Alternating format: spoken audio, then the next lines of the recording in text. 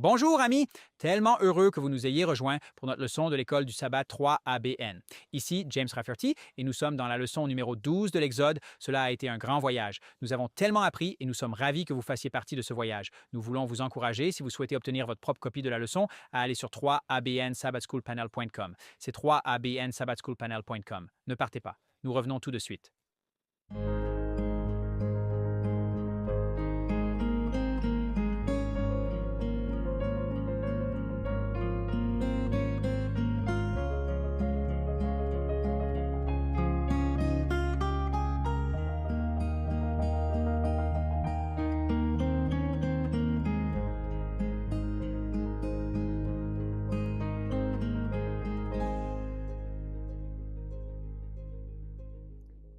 Bonjour amis et bienvenue à l'école du sabbat de 3ABN.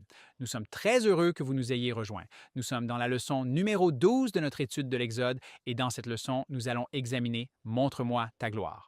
Pasteur James Rafferty ici et je veux vous présenter le reste de notre panel de l'école du sabbat juste après vous avoir rappelé que vous pouvez obtenir les notes supplémentaires des leçons qui ne sont pas dans le trimestriel, c'est-à-dire nos notes personnelles en allant sur 3 abréviations sabbatschoolpanel.com et il vous suffit de vous inscrire là-bas une fois et vous les recevrez à perpétuité pour toujours, pour perpétuité à partir de ce moment-là. Maintenant, permettez-moi de vous présenter notre famille de l'école du sabbat de 3ABN. Notre panel ici aujourd'hui avec moi, juste à ma gauche, est ma sœur en Christ, Jill Marconi. Merci, Pasteur James. Lundi, nous examinons le titre Alors je te connaîtrai. D'accord. Et Pasteur John Denzi, avez-vous la leçon de mardi? Oui, et il s'intitule Fais-moi voir ta gloire. Très bien. Et à votre gauche immédiate, ma sœur en Christ, Shelley Quinn, vous avez la leçon de mercredi? Et c'est l'auto-révélation de Dieu. Amen. Et enfin, mais non des moindres, Pasteur John Lomakang, vous avez la leçon de jeudi? Ton frère serre livre, le visage rayonnant de Moïse. Le visage rayonnant de Moïse. D'accord. Commençons par une prière et j'aimerais demander au pasteur Lomakang de prier. Seigneur bien-aimé, nous te remercions énormément car tout au long de cette leçon, nous avons vu ta gloire dans les bonnes et les communications difficiles du livre de l'Exode. Et donc, Seigneur, envoie ton Saint-Esprit maintenant afin que nos esprits soient élargis, que nos cœurs et nos paroles soient en accord avec ta volonté et que ce qui est communiqué conduise quelqu'un et l'encourage à se rapprocher afin qu'il puisse réfléchir et connaître ta gloire. Nous prions au nom de Jésus. Amen. Vous savez, alors que nous abordons cette étude pour cette semaine, nous allons examiner plusieurs textes bibliques dans l'Exode, ainsi que dans Jean, Romains et 2 Corinthiens. Le texte à mémoriser se trouve dans l'Exode chapitre 34, versets 6 et 7. Je vais couvrir une partie de cela. Il dit, « Le Seigneur passa devant lui et proclama, le Seigneur Dieu, miséricordieux et bienveillant, lent à la colère et abondant en bonté et en vérité, gardant la miséricorde pour des milliers, pardonnant l'iniquité, la transgression et le péché, mais ne dégageant en aucun cas les coupables, visitant l'iniquité des pères sur les enfants et les enfants des enfants jusqu'à la 3e et la 4e génération. » Dans cette leçon, nous découvrons que Dieu encourage Moïse à construire une tente de réunion. Nous allons nous concentrer ici sur les versets 7 à 11 du chapitre 33 de l'Exode. Et la question posée par l'auteur du trimestriel est la suivante. Pourquoi Dieu a-t-il demandé à Moïse de construire cette tente de rencontre? Alors, commençons au verset 7 et lisons ces versets ensemble. Moïse prit le tabernacle et le dressa hors du camp, loin du camp, et il l'appela le tabernacle de l'assemblée. Il arriva que tous ceux qui recherchaient le Seigneur sortaient vers le tabernacle de l'assemblée qui était hors du camp. Et il arriva que, lorsque Moïse sortit vers le tabernacle, tout le peuple se leva et se tint à l'entrée de sa tente et regarda Moïse jusqu'à ce qu'il soit entré dans le tabernacle. Et il arriva, lorsque Moïse entra dans le tabernacle, que la colonne de nuée descendit et se tint à l'entrée du tabernacle. Et le Seigneur parla avec Moïse. Et tout le peuple vit la colonne nuageuse se tenir à la porte du tabernacle, et tout le peuple se leva et adora, chacun à la porte de sa tente. Et voilà, le Seigneur parla à Moïse face à face, comme un homme parle à son ami. Nous allons insister là-dessus, ce sera notre centre d'attention. Et il retourna au camp, mais son serviteur Josué, fils de Nun, un jeune homme, ne sortit pas de la tente. Maintenant, nous ne voulons pas confondre cette tente ou tabernacle de réunion construite à l'extérieur du camp d'Israël, dit le trimestriel, avec le tabernacle qui fut construit et situé plus tard au centre du camp. C'était l'endroit où Dieu habitait, sa gloire Shekinah résidait. Nous ne savons pas à quelle fréquence Moïse consultait Dieu dans la tente de réunion. C'est ainsi que nous appellerons ce tabernacle qui était à l'extérieur du camp. Cependant, une chose que nous savons avec certitude, le trimestriel poursuit en disant: les rencontres de Moïse avec Dieu ont abouti à une étroite amitié entre eux. Ainsi, les rencontres qu'ils ont eues ont abouti à une étroite amitié entre eux. Le Seigneur parlait à Moïse face à face comme un homme parle à son ami. C'était le verset que nous avons lu dans Exode 33, verset 11. Un ami est une personne à qui nous pouvons nous confier et discuter librement de presque tout en ayant confiance qu'il ou elle ne le révélera jamais à autrui. Un ami est l'une des plus belles choses à avoir et l'une des plus belles personnes à être. Moïse était considéré comme un ami de Dieu. Vous savez, dans la Bible, nous avons ces deux termes qui décrivent la relation de Dieu avec nous, à savoir ami et serviteur. Et dans la Bible, Dieu appelle les croyants à la fois serviteurs et amis. En fait, chaque auteur du Nouveau Testament, Matthieu, Marc, Luc, Jean, Paul, Pierre, Jacques, même Jude, décrit les croyants comme des serviteurs de Dieu. Et Jésus, lors d'une occasion significative avant sa mort, nous appelle clairement amis. Dans Jean chapitre 15, verset 15, il dit ceci: « Désormais, je ne vous appelle plus serviteur, car le serviteur ne sait pas ce que fait son maître, mais je vous ai appelé amis, car tout ce que j'ai entendu de mon Père, je vous l'ai fait connaître. » Voyez, les amis sont plus proches que les serviteurs dans une association intime. Les amis peuvent aussi infliger une plus grande douleur qu'un serviteur s'ils renoncent à leur amitié, comme on le voit dans l'expérience de Pierre et Judas. Matthieu chapitre 26, 34 et 50. Les serviteurs, en revanche, sont tenus à l'obéissance par la position même qu'ils occupent en tant que serviteurs. Les serviteurs doivent être loyaux envers leur maître. Pourtant, les serviteurs ne peuvent jamais entrer dans une relation proche et affectueuse avec leur maître en raison de la position d'autorité du maître sur le serviteur. Les paroles du Christ, dans Jean chapitre 15, verset 15, dans le contexte de la Bible, déclarent que nous sommes à la fois serviteurs et amis de Dieu dans une combinaison unique de ces deux expériences. Le contexte de Jean chapitre 15, verset 15 révèle clairement que cette servitude envers Dieu est absorbée par l'amitié, l'un se mêlant à l'autre, la vraie amitié étant qualifiée par notre volonté de servir et de faire tout ce que Dieu nous commande de faire. Oui, cela se voit dans le contexte immédiat du verset « Vous êtes mes amis ». Si vous faites tout ce que je vous commande, Jean chapitre 15, verset 14, alors Dieu nous appelle ses amis, non pas parce que nous ne sommes plus ses serviteurs, mais plutôt parce que notre servitude envers Christ n'est plus motivée par l'autorité de Christ sur nous. Au contraire, elle est motivée par son amour éternel qui nous contraint à le servir. Deuxième épître aux Corinthiens, chapitre 5, verset 14. C'est donc l'amour immuable et la fidélité de Jésus qui captivent tout notre être, nous faisant comprendre qu'il est notre plus vrai et meilleur ami. Notre servitude à Christ se déplace maintenant à sa place appropriée comme l'entière soumission de tout ce que nous avons à l'amitié infaillible de notre Seigneur et Sauveur. L'amour du Christ fait de nous des amis et des serviteurs, loyaux et sincères, obéissants et intimes avec celui qui nous a aimés comme nul autre. Maintenant, on peut se demander, qu'en est-il de la possibilité de se débarrasser complètement de cette idée de servitude? Juste être un ami de Dieu? Il y a toujours un danger à vouloir rejeter une partie de la vérité de la parole de Dieu. Judas était disposé à être un ami du Christ et l'appelait ainsi, même lorsque Judas trahissait son maître avec un baiser. Matthieu 26, 49 à 50. Pourtant, Judas n'était pas disposé à obéir au Christ. Cet ami du Christ était souvent exaspéré par l'humilité de l'exemple de servitude de son maître. L'acte de Christ en lavant les pieds de ses disciples a offensé Jésus, Judas. Si Jésus pouvait être si humble, pensait-il, il ne pouvait pas être le roi d'Israël. Tout espoir d'honneur mondain et de royaume temporel était alors détruit dans l'esprit et le cœur de Jésus. Il ne comprenait pas ce que cela signifiait d'être un serviteur ainsi qu'un ami. Vous savez, c'était pendant la dernière scène que Judas était convaincu qu'il n'y avait rien à gagner en suivant le Christ et après l'avoir vu s'abaisser, selon lui, il était déterminé à le renier et à avouer s'être trompé. Il était possédé par un démon et il résolut de compléter l'œuvre déjà convenue et sortit pour trahir son Seigneur. Donc, en Judas, nous voyons le résultat de celui qui a choisi une partie, mais pas tout le Christ, n'est-ce pas? Ce disciple était prêt à être un ami du Christ, mais pas un serviteur du Christ. Et par conséquent, même son amitié était fausse. Avec Judas, l'argent, la réputation et l'honneur mondain ont pris le contrôle. Maintenant, par définition, le fait d'être serviteur pour Christ n'est pas de l'esclavage, mais le don de soi à la volonté de Dieu. Notre servitude est un moyen d'étendre et de faire avancer la cause de Dieu parmi les hommes. Les serviteurs se consacrent à un autre au détriment de leur propre intérêt. Judas n'est jamais pleinement entré dans cette expérience, pourtant Jésus l'appelait ami. Jésus a fait de Judas son ami. Il l'a pris dans une relation et une association étroite à travers cette révélation de sa propre vie en service et dévotion. Il espérait amener Judas à voir en lui, cet homme du ciel, ce que Judas pourrait devenir s'il s'était donné à la volonté de Dieu. Mais cela n'est jamais arrivé. Judas était un ami, mais pas un serviteur et donc pas même un ami au sens plein du terme.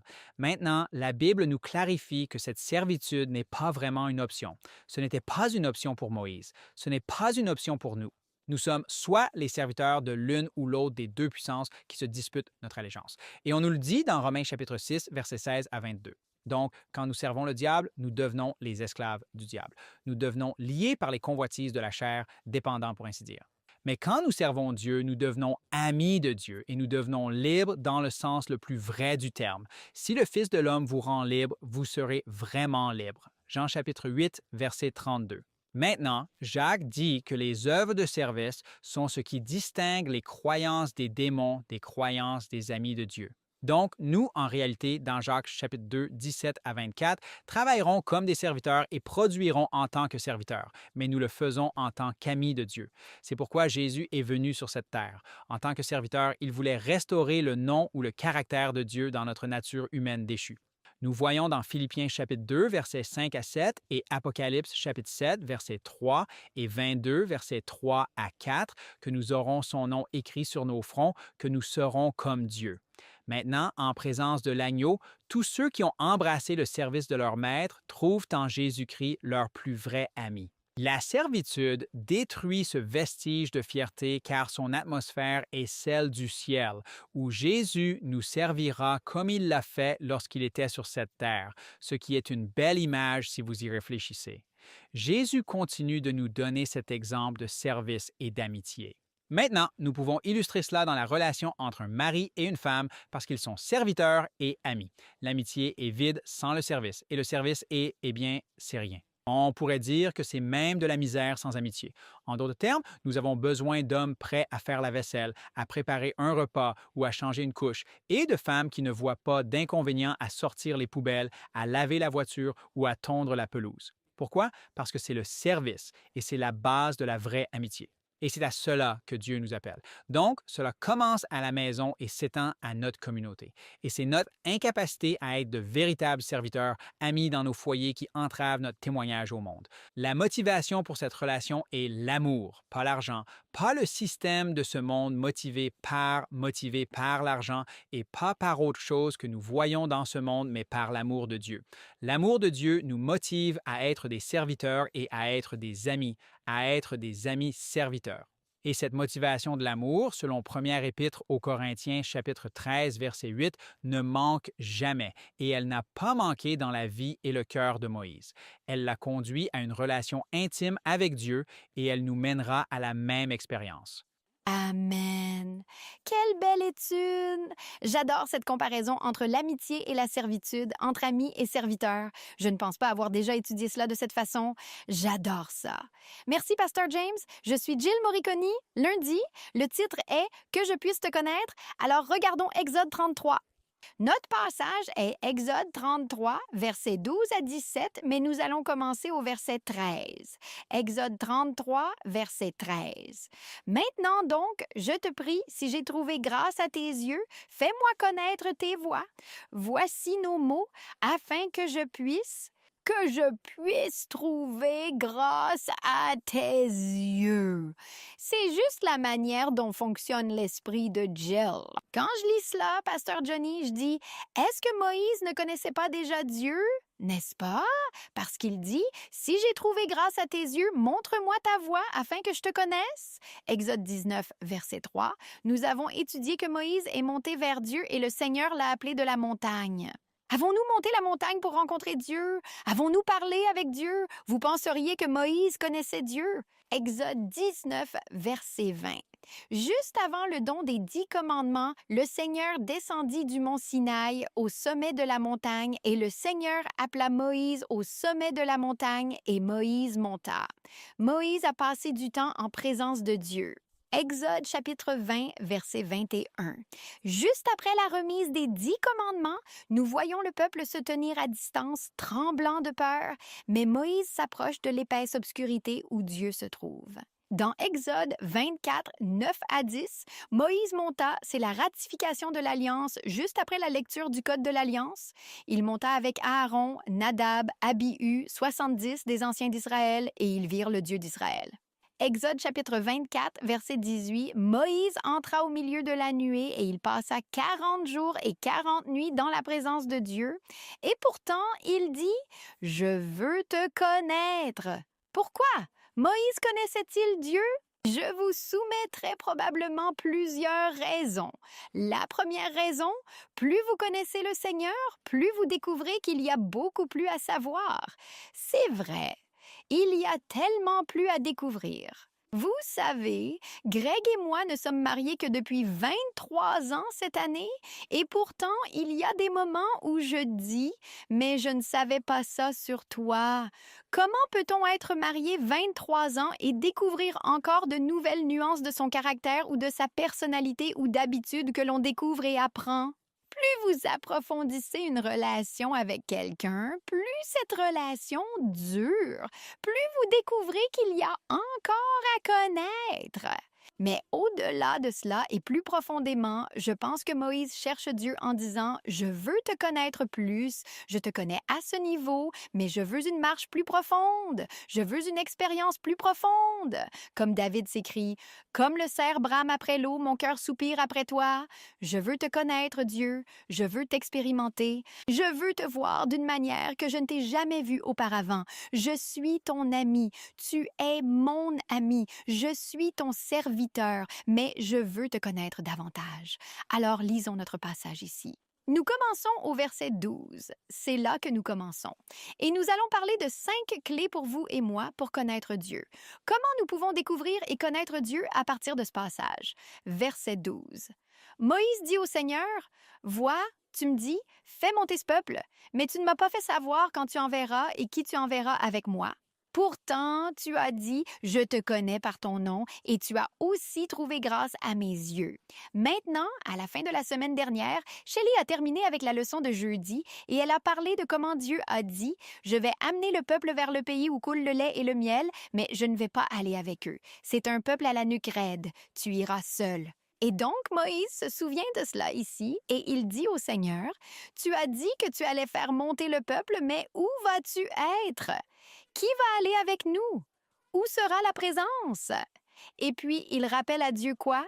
« Tu as dit, je te connais par ton nom et tu as aussi trouvé grâce à mes yeux. » Il rappelle à Dieu ce que Dieu lui a dit dans le passé. Clé numéro 1 pour connaître Dieu, se rappeler de la parole et des promesses de Dieu. En d'autres termes, étudier la parole. Si vous voulez connaître Dieu, étudiez la parole. Si vous voulez découvrir Jésus, il est la parole faite chair. Jean chapitre 1 et ensuite Jean chapitre 1, verset 14.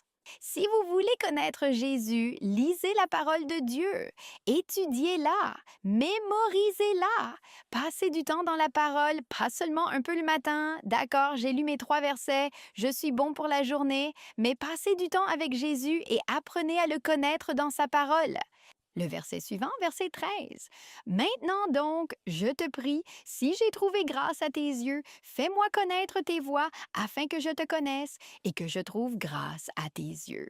Considère que cette nation est ton peuple. » Clé numéro 2, demande à mieux le connaître. Demandez à mieux le connaître. Jacques 4,2. Nous n'avons pas parce que nous ne demandons pas. Je me souviens de Jésus dans le Sermon sur la montagne, Matthieu 7,7. Cela parle du Saint-Esprit, mais je pense que c'est une demande. Nous pourrions prier cette prière, le Saint-Esprit, pour connaître Dieu, pour connaître Jésus, toute la divinité. Matthieu 7,7. Demandez et il vous sera donné, cherchez et vous trouverez, frappez et on vous ouvrira. Et en grec, cela signifie demandez et continuez de demander, cherchez et continuez de chercher, frappez et continuez de frapper. Demandez à mieux le connaître. Il nous promet dans Jérémie 29,13. Vous me chercherez et vous me trouverez quand vous me chercherez de tout votre cœur. Aspirez à Dieu, cherchez Dieu, passez du temps dans sa parole, puis demandez à le connaître mieux. Lisons le verset suivant. Nous sommes dans Exode 33,14. Et il dit, rappelez-vous, Moïse avait dit, vas-tu venir avec nous? Où est-ce que ta présence va être là? Ma présence ira avec toi et je te donnerai du repos. Clé numéro 3. Repose-toi dans l'assurance de sa présence. Je pense que parfois, en tant que chrétiens, nous pouvons être stressés dans notre marche avec Dieu. Nous pouvons penser « Oh, mais je dois lire la parole différemment ou mieux ou plus et est-ce que je demande assez pour connaître Dieu? » Vous connaissez ces deux premières clés? Tu peux te reposer en Jésus. Nous n'avons pas besoin de nous stresser pour notre marche avec Dieu. Nous n'avons pas à nous inquiéter de notre salut. Si nous confessons nos péchés, il est fidèle et juste pour nous pardonner et nous purifier. Accepte-le par la foi. Repose toute ta foi avec autorité sur la parole de Dieu. Alors, repose-toi simplement dans l'assurance de sa présence. Si tu regardes Ésaïe chapitre 26, verset 3, ce verset, pour être honnête avec toi, il me stressait avant. Il dit « Tu garderas en paix parfaite l'esprit qui s'appuie sur toi parce qu'il se confie en toi. » Maintenant, tu ne penserais pas que cela devrait te stresser. Cela devrait te donner une paix parfaite, n'est-ce pas? Mais, Pasteur James, je pensais, mais moi, je ne peux pas garder mon esprit suffisamment sur Dieu, et si ce n'est pas assez présent, et si je ne suis pas assez concentré, et il me manque la paix parce que je ne me repose pas assez sur, et comment faire? Mais si vous regardez l'hébreu pour concentrer, cela signifie s'appuyer, se poser ou se reposer sur. Donc, tu sais ce que je fais. Je dis juste Dieu. Je vais m'appuyer sur toi maintenant. C'est tout. Et quand je fais ça, quand je me repose dans la pleine assurance qu'il est mon Dieu, qu'il pardonne et sauve, qu'il me couvre de sa justice, je me repose en lui et ensuite il me donne sa paix parfaite. C'est se reposer en lui. Continuons. Verset 15. Exode chapitre 33, verset 15. Puis il lui dit, Moïse à Dieu, « Si ta présence ne vient pas avec nous, ne nous fais pas monter d'ici, car comment sera-t-il connu que ton peuple et moi avons trouvé grâce à tes yeux si tu ne viens pas avec nous? Ainsi nous serons séparés, ton peuple et moi, de tous les peuples qui sont sur la face de la terre. » Quatrième point clé, persister dans la prière. Moïse demande encore, « Nous avons besoin de ta présence. Envoie ta présence. Je ne pars pas sans ta présence. Comme Jacob, je ne te laisserai pas partir à moins que tu me bénisses. Persévère dans la prière. » Il y a un équilibre entre se reposer en Dieu, avoir la paix et l'assurance et persévérer dans la prière. Ensuite, nous passons au dernier verset, verset 17. Exode 33, 17. Alors le Seigneur dit à Moïse, « Je ferai aussi cette chose que tu as dite, car tu as trouvé grâce à mes yeux, et je te connais par ton nom. » Clé numéro 5, surveiller la réponse. J'aime ça. Attendre que Dieu réponde. Et quand il répond, tu utilises ce qu'il a fait dans ta vie comme un rappel, comme un Ebenezer. Pour la prochaine fois, quand la crise arrive et que tu te demandes ce qui va se passer, tu regardes en arrière et tu vois comment Dieu a agi dans le passé et tu as l'assurance qu'il sera avec toi aujourd'hui. Amen. Quelle belle interaction que Moïse a avec Dieu ici et quel exemple du genre de relation qu'il veut avoir avec nous. Puissant. Eh bien, nous allons faire une pause pour un moment de mission. Ne partez pas cependant. Nous revenons tout de suite. Bonjour, je suis Greg Morricone. Je suis ravi que vous m'ayez rejoint pour ce moment de mission sur 3ABN. Après l'université, Wynne a commencé une carrière de parajuriste, mais bien qu'il ait essayé de combler le vide en forme de Dieu dans son cœur avec toutes sortes de choses, rien n'était jamais suffisant. Au fil des ans, il a pu gérer sa consommation d'alcool, mais ensuite, la COVID est arrivée. C'est à ce moment-là qu'il a commencé à travailler depuis chez lui et la situation a dégénéré. Wynne a suivi une cure de désintoxication pour boire dès le lendemain. Même un nouvel emploi n'était pas suffisant pour l'arrêter. Puis, un matin de sabbat, sa femme l'a invité à l'église et il a accepté d'y aller. Aussi ivre qu'il était, il a entendu le pasteur partager ses luttes passées avec l'alcool et la drogue et comment Dieu avait changé sa vie. Wynne était profondément ému, mais la semaine suivante, il a trouvé une bouteille chez lui et a recommencé à boire. Et c'est là qu'il a entendu la voix de Dieu. « Wynne, tu peux continuer ainsi ou prendre le chemin étroit qui mène à la vie. À toi de choisir. » Il a vidé l'alcool et n'est jamais revenu en arrière. Bien que sa vie se soit améliorée, Wynne dit qu'il y avait encore des choses qui le retenaient, des choses qui ont été résolues lorsqu'il a assisté au programme de l'école de disciples de 3ABN. Depuis lors, Dieu lui a ouvert des portes pour donner des études bibliques, devenir ancien dans son Église et même prêcher une série d'évangélisation. Gloire à Dieu. Rejoignez-moi pour le prochain 3ABN Mission Moment. Bienvenue de nouveau les amis. J'espère que vous avez apprécié ce moment de mission. Maintenant, nous passons à la leçon de mardi. Merci beaucoup.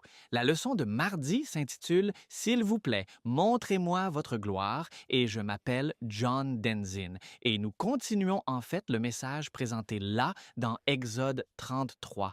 Quelle bénédiction d'entendre ce que Sœur Jill a dit. Et Exode 33, 18, wow! Il a osé demander cela. Et personne n'avait demandé auparavant, et personne n'a demandé depuis, selon les Écritures. Il est écrit, et il dit, « S'il te plaît, montre-moi ta gloire. » Vraiment, cela me stupéfie, comme disent certaines personnes, de penser qu'il demanderait à Dieu de lui montrer sa gloire. Et c'est intéressant ce que Dieu dit. Cela continue au verset 19. Puis il dit, « Je ferai passer toute ma bonté devant toi et je proclamerai le nom du Seigneur devant toi. Je ferai grâce à qui je ferai grâce et j'aurai compassion de qui j'aurai compassion. » Wow! Dieu a dit à Moïse, il a osé demander cela et il a reçu la bénédiction d'entendre Dieu dire cela. Je me demande ce que Moïse a pensé quand il a entendu Dieu dire cela. Verset 20, mais il dit, « Tu ne peux pas voir ma face, car aucun homme ne me verra et vivra. » Malheureusement, nous sommes dans une condition de péché et il n'était pas sûr pour Moïse de voir le visage de Dieu. Nous allons devoir attendre ce moment. Vous savez, il y a un chant, un hymne qui dit « Face à face, je le contemplerai. » Quel merveilleux chant c'est! Et nous aurons ce privilège si, par la grâce de Dieu, nous restons fidèles. Et donc, mais il a dit « Tu ne peux pas voir mon visage, car personne ne peut me voir et vivre. » Et le Seigneur a dit « Voici un endroit près de moi, et tu te tiendras sur le rocher. » Ainsi, il adviendra, tandis que ma gloire passera, que je te mettrai dans le creux du rocher, et je te couvrirai de ma main pendant que je passerai. Wow! Tu sais, c'est intéressant. Toutes les conversations que Moïse a eues avec Dieu, c'était une révélation spéciale, disons, de Dieu. Puis, j'enlèverai ma main.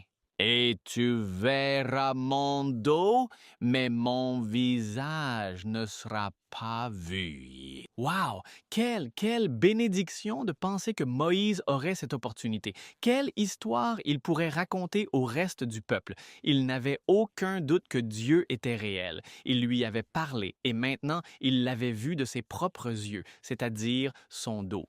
Vous savez, dans le psaume 16, verset 11, nous avons ce message puissant. « Tu me feras connaître le chemin de la vie, auprès de toi la joie débordante. » À ta droite, il y a des délices éternelles. Et il semble que Moïse, alors qu'il parle à Dieu et qu'il est dans cette conversation avec lui, ait de plus en plus confiance pour demander à Dieu de lui montrer sa gloire. Vous savez, c'est une chose merveilleuse à considérer. Cela me rappelle quelque chose qui est arrivé à ma belle-mère. Ma femme et moi, Idalia, étions en voyage. Et pendant notre absence, ma belle-mère et mon beau-père s'occupaient de nos enfants. Et notre plus jeune, il était très petit. Il était comme dans sa première année d'école et Caleb était quelqu'un qui était très diligent pour essayer de finir tout son travail. Et l'histoire, c'est que si tu ne finis pas ton travail à l'école, tu dois le finir à la maison. Donc, Caleb ne voulait pas ramener du travail à la maison et il travaillait avec diligence. Et chaque fois, il finissait, mais un jour, pour quelque raison, il n'a pas pu finir. Il se sentait comme un échec et il était vraiment abattu. Alors, ma belle-mère, quand elle les a récupérés, elle a remarqué qu'il était un peu silencieux, plus silencieux que d'habitude. Alors, comment c'était l'école, Caleb? Et il a baissé la tête et a dit, je n'ai pas fini mon travail scolaire. Et il était juste en larmes. Et elle a dit, je suis tellement désolée, Caleb, viens ici. Et elle lui a fait un câlin. Et lui, petit à petit, il a commencé à se calmer. Et elle l'a serré dans ses bras et elle a dit, c'est d'accord, tu n'es pas puni, tu peux le faire à la maison, je suis sûre que tu feras un très bon travail. Et donc, il s'est calmé et il s'est senti bien. Il se sentait bien. Maintenant, je vous dis que quelque temps plus tard, ma belle-mère traversait une période difficile. Et donc, elle était triste et elle était si triste qu'elle se rappelait Caleb. Et elle a dit, Seigneur, je souhaite que tu puisses me réconforter comme j'ai réconforté Caleb. Et donc, elle a dit qu'elle a eu le souffle coupé. Elle a senti que Dieu la serrait dans ses bras. Et je l'écoutais et j'ai dit, oui, c'était si réel que cela m'a coupé le souffle. Et j'ai dit, waouh, louez le Seigneur, Dieu est réel et il est proche de chacun de nous. Je vous lis ce passage de la leçon. Montre-moi ta gloire, Moïse a demandé au Seigneur. Dans sa miséricorde, le Seigneur a révélé sa gloire à lui. Cependant, en répondant à la demande de Moïse, Dieu a promis de lui montrer sa bonté. On peut conclure en toute sécurité que la gloire de Dieu est sa bonté, c'est-à-dire son caractère. Et la leçon nous donne des devoirs à faire. Il y a des endroits où vous pouvez en lire davantage, les Actes des Apôtres, page 576, Christ Object Lesson, page 415 et 415, et aussi le livre Prophètes et Rois, page 313. Donc, lorsque nous regardons cela, où Moïse dit « Montre-moi ta gloire » et que Dieu passe devant lui, il proclame, des attributs de son caractère.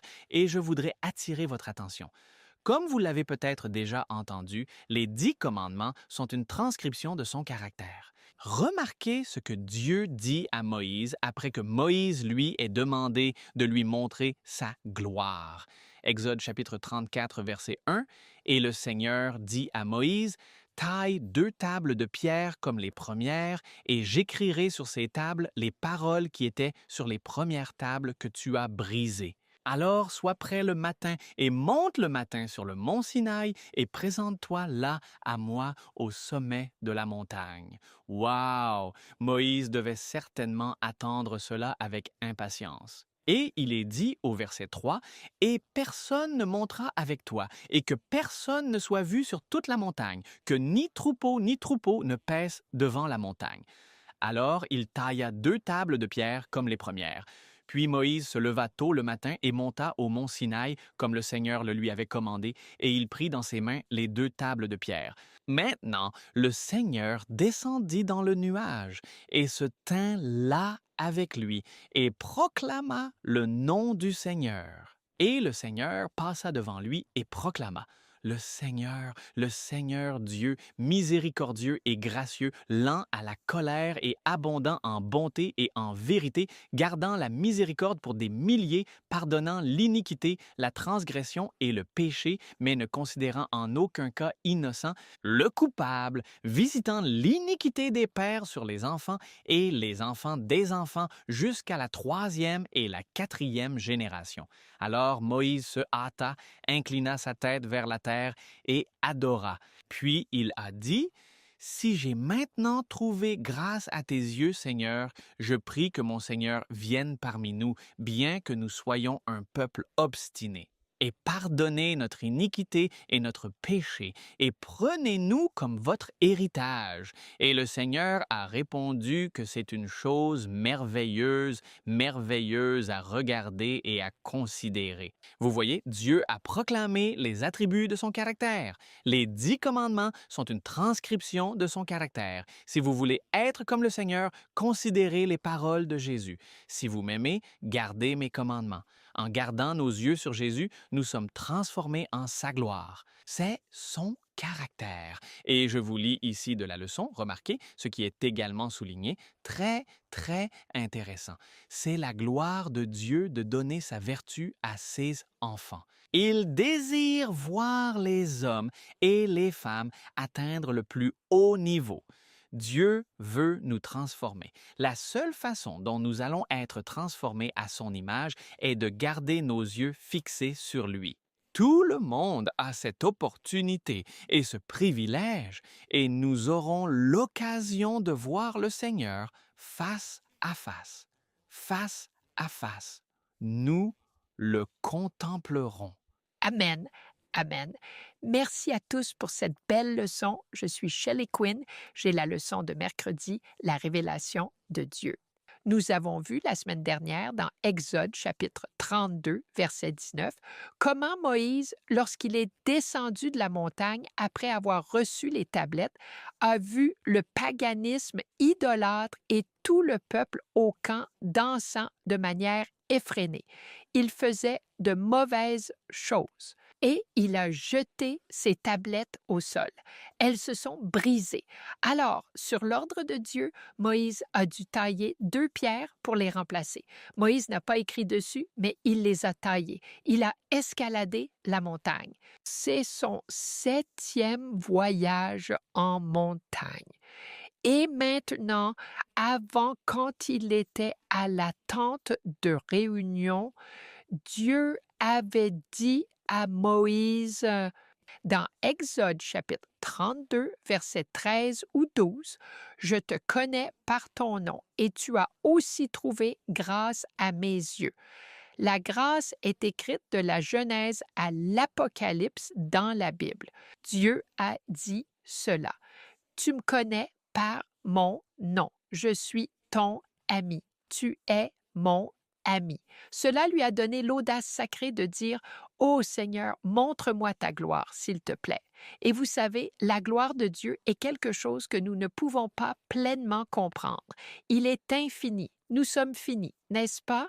Mais dans l'un des passages les plus impressionnants des Écritures, à mon avis, Dieu répond à Moïse, révélant les richesses de sa gloire, pas à travers le feu, le tonnerre et la foudre comme il l'a fait au mont Sinaï la première fois quand il a prononcé les 10 commandements, mais cette fois, il montre sa gloire à travers son caractère.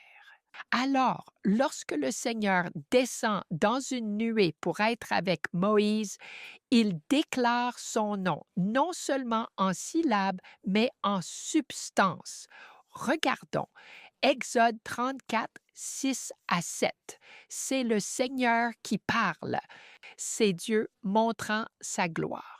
Le Seigneur Dieu, miséricordieux et gracieux, lent à la colère, abondant en bonté et en vérité, gardant la miséricorde pour des milliers, pardonnant l'iniquité, la transgression et le péché, mais ne tenant le coupable pour innocent. Dieu révèle gracieusement à Moïse, puis à travers Moïse à toute l'humanité, un aperçu de son cœur.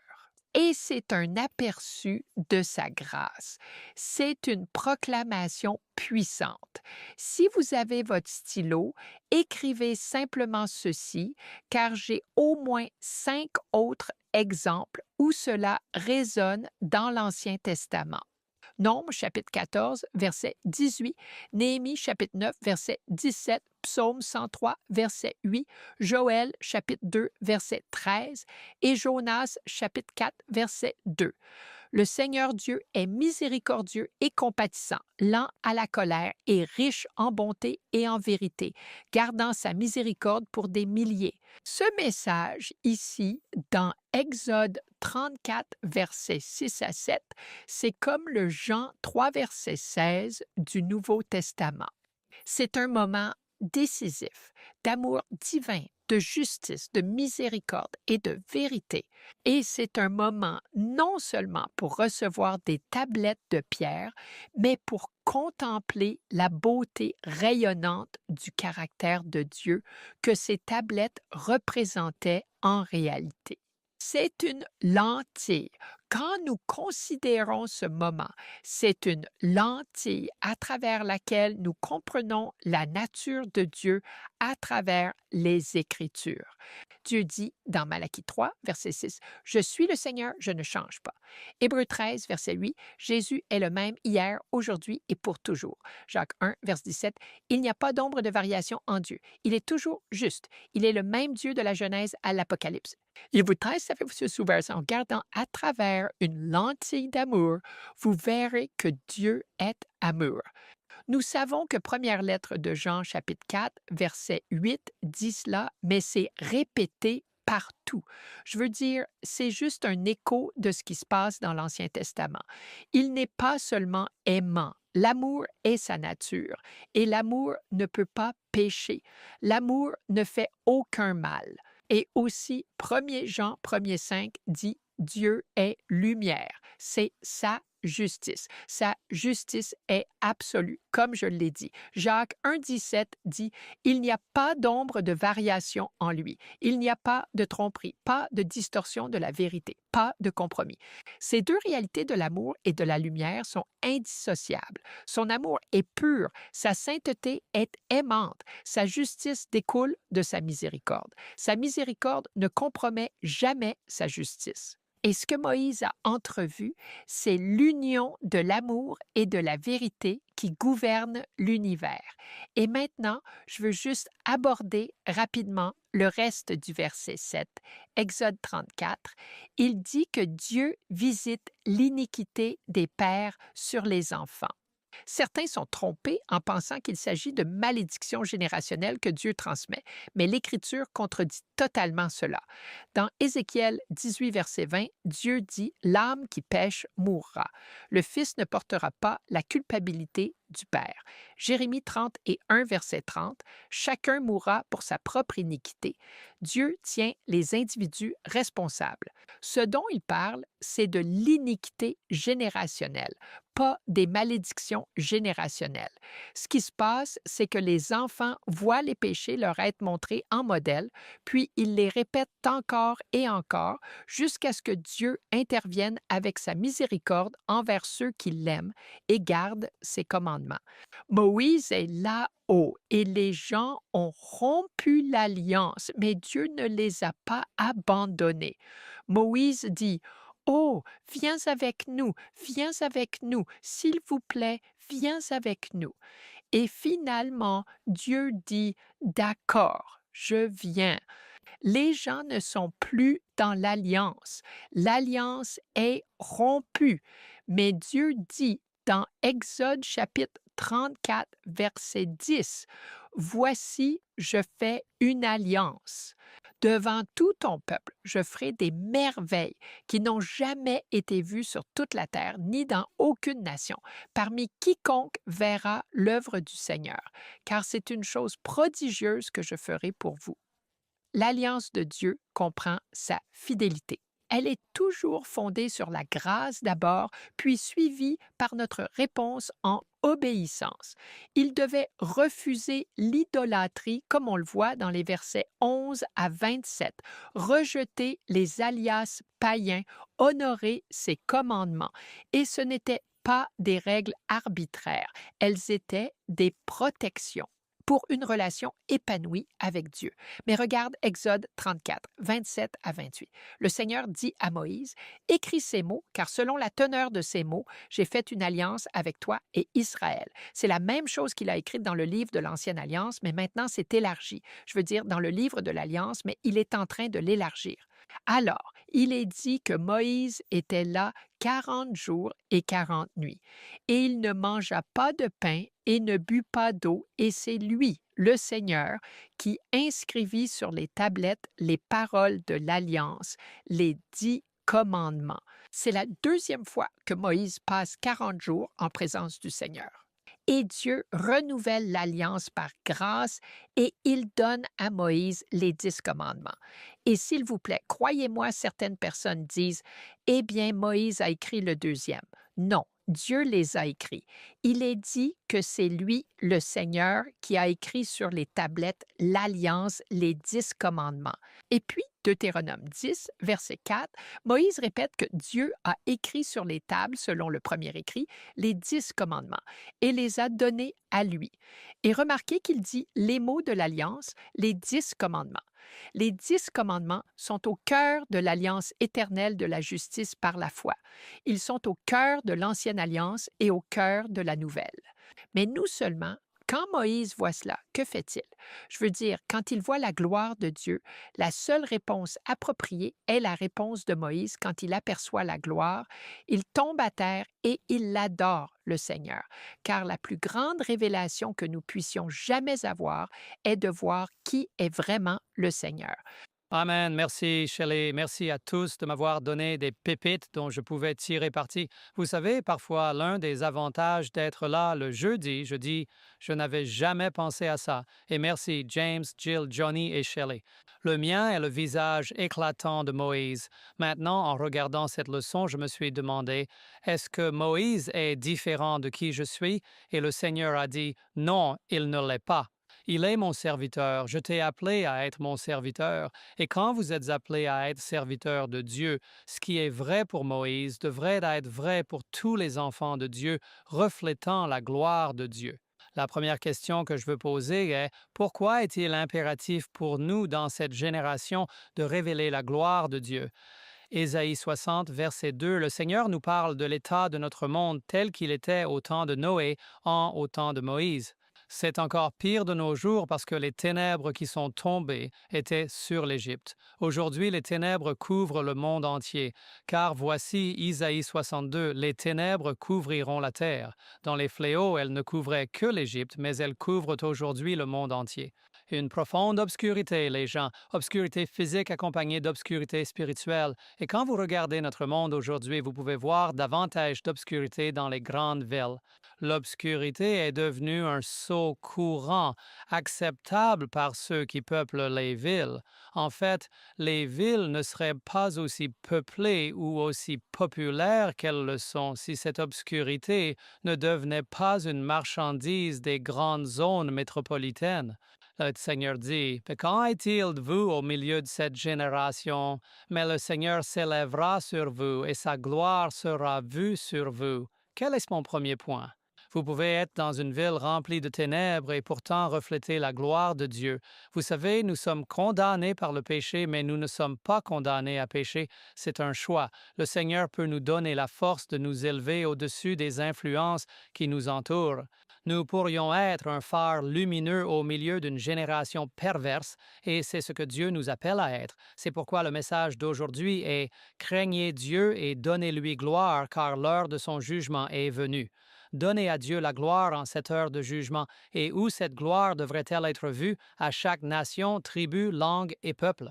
Et cette gloire, en se reflétant, recalibrera le culte, car aujourd'hui le culte est courant, mais le vrai culte ne l'est pas. Jean 4, 23. Mais l'heure vient, et elle est déjà venue, où les vrais adorateurs doivent adorer le Père en esprit et en vérité. Dieu est esprit. Et ceux qui l'adorent doivent l'adorer en esprit et en vérité. Aujourd'hui, nous avons de la musique de culte, des groupes de culte, des centres de culte, des concerts de culte, des orchestres de culte. La louange est utilisée pour décrire des choses fabriquées par l'homme, mais la véritable adoration adorera le Seigneur, celui qui a créé les cieux et la terre. Et rien de ce que Dieu a créé pour être honoré en tant que Dieu de l'adoration ne peut être exclu à un moment où il nous invite à l'adorer. C'est pourquoi, en adorant Dieu, la lumière devient encore plus glorieuse. De l'Apocalypse 14 à l'Apocalypse 18, après cela, je vis un autre ange descendre du ciel. Apocalypse 18, 1, ayant une grande autorité, et la terre fut éclairée de sa gloire. Dans cet âge de ténèbres, la gloire de Dieu ne sera pas éclipsée. La gloire de Dieu deviendra plus brillante car Dieu ne perd jamais sa luminosité divine. Mais maintenant, regardez Moïse. Que s'est-il passé? Qu'est-il arrivé à Moïse pour lui permettre de refléter la gloire de Dieu? Exode chapitre 34, versets 29 à 35. Je vais souligner quelques points car la gloire de Dieu est un attribut incroyable et parfois nous pouvons refléter la gloire de Dieu sans même le savoir. Exode chapitre 34, verset 29. Or, lorsque Moïse descendit du mont Sinaï, ayant les 2 tables du témoignage dans sa main lorsqu'il descendit de la montagne, comme Shelley l'a souligné. Regarde ça, que Moïse ne savait pas que la peau de son visage rayonnait pendant qu'il parlait avec lui. Il ne le savait pas. Et mon point qui en ressort est que la gloire de Dieu n'est pas donnée pour l'exaltation personnelle, mais pour la déclaration publique. C'est vrai. Tu sais, certaines personnes pourraient dire « Hey, regarde ça, n'était-ce pas glorieux? Ce n'est pas pour cela que la gloire de Dieu est donnée. » Tout, la gloire de Dieu n'est pas donnée pour l'exaltation personnelle, mais pour la déclaration publique. Déclarer la gloire de Dieu à ceux qui nous entourent sans dire « Regardez-moi ». Il est donc très important lorsque Dieu vous offre un don, lorsque Dieu vous bénit avec du talent, de ne pas voler la gloire de Dieu. Ne laissez jamais vos dons voler à Dieu sa gloire. Verset 30. Maintenant, que s'est-il passé quand ils ont vu la gloire de Moïse? Et quand Aaron et tous les enfants d'Israël virent Moïse, voici la peau de son visage brillait, et ils eurent peur de s'approcher de lui. Un autre point très important. L'homme pécheur trouve toujours la peur dans le lieu en présence de la révélation divine. Les hommes pécheurs auront toujours peur en présence de la révélation divine. Ils connaissaient leurs conditions, c'est pourquoi Moïse, la gloire de Dieu visible dans la vie de Moïse, était un reproche pour eux. Cela n'aurait pas été un reproche s'ils avaient été en harmonie avec la gloire de Dieu, mais comme ils ne l'étaient pas, la gloire même de Dieu était un reproche pour eux. Maintenant, vous pouvez être dans une famille où les gens disent « Tu sais, tu es un chrétien, tu es un monsieur, je sais tout, tu te crois supérieur. » Ne laissez pas cela vous décourager. Laissez toujours la gloire de Dieu être visible dans votre vie, mais ne laissez pas la gloire de Dieu devenir un instrument pour accabler votre famille. C'est vrai, mais permettez que la gloire de Dieu devienne un instrument qui reflète Dieu à votre famille, parce que beaucoup de gens ont la lumière, mais l'utilisent pour brûler. Je me souviens de l'histoire des bergers dans les champs quand l'ange s'est révélé aux bergers pendant la nuit.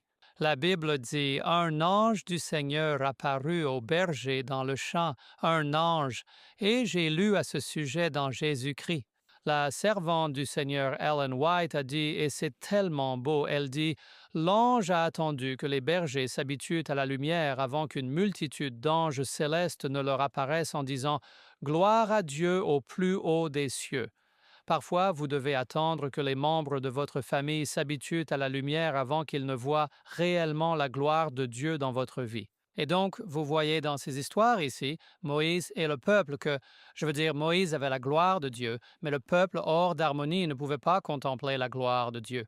Maintenant, quelque chose de très important. La question est de savoir comment refléter la gloire de Dieu. Si vous êtes un ouvrier pour le royaume de Dieu, certaines de ces choses que vous pouvez faire pour refléter la gloire de Dieu en travaillant sont de travailler avec une perspective divine à l'esprit. Ne travaillez pas en disant que c'est ce que Dieu m'a donné comme travail, mais travaillez en reconnaissant que le Dieu pour lequel vous travaillez est le seul de qui vous devriez recevoir une récompense. Parce que parfois nous travaillons et personne ne le reconnaît, mais un jour vous entendrez du Seigneur, bien fait, bon et fidèle serviteur. Travaillez avec une perspective divine. Deuxièmement, travailler avec créativité, excellence et intégrité. Cela donne toujours la gloire à Dieu. Cela donne toujours la gloire à Dieu quand vous travaillez avec intégrité et non pour l'auto-exaltation. Troisièmement, travailler pour le bien commun. Ne permettez pas que le travail que vous faites soit uniquement pour votre édification. Travaillez afin que tout le monde puisse être édifié.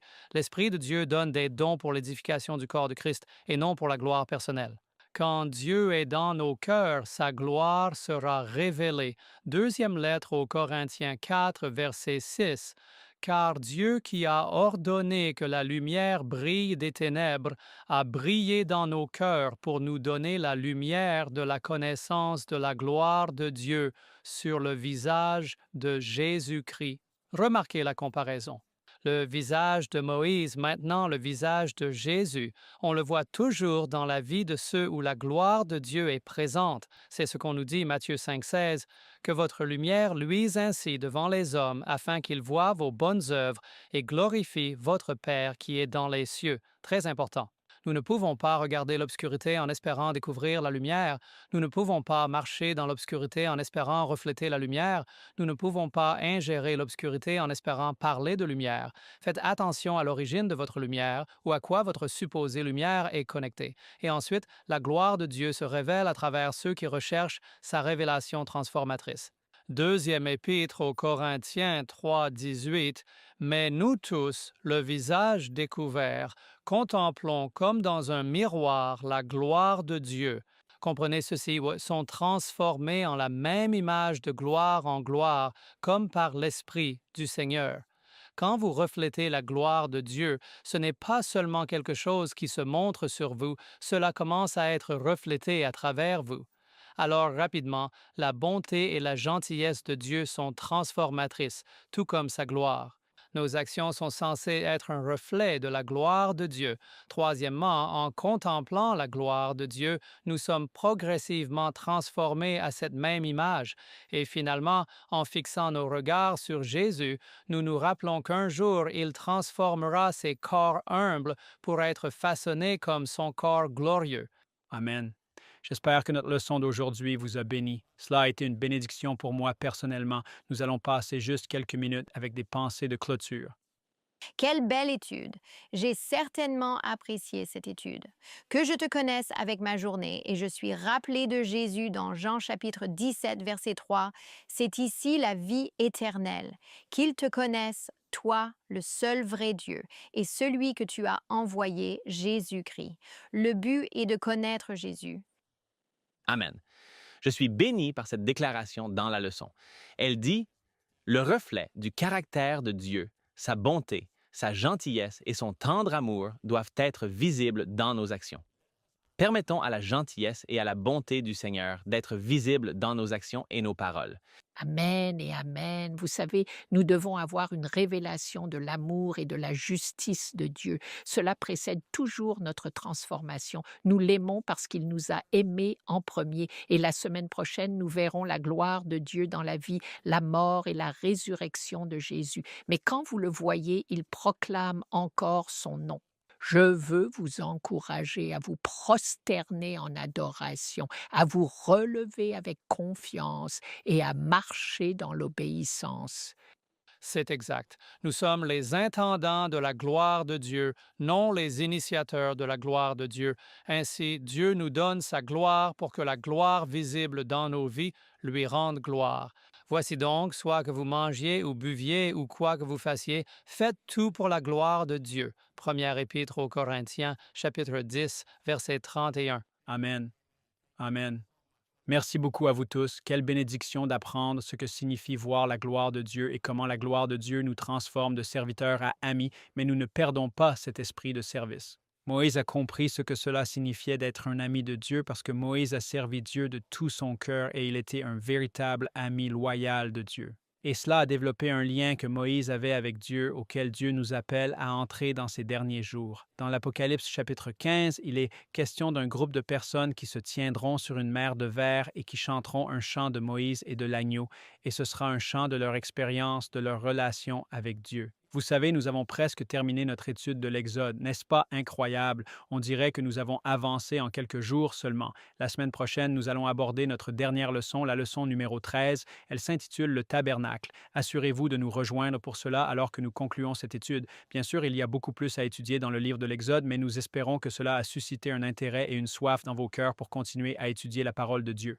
Sortons avec une prière. Père céleste, merci beaucoup pour tout ce que tu nous as montré de ta gloire jusqu'à maintenant.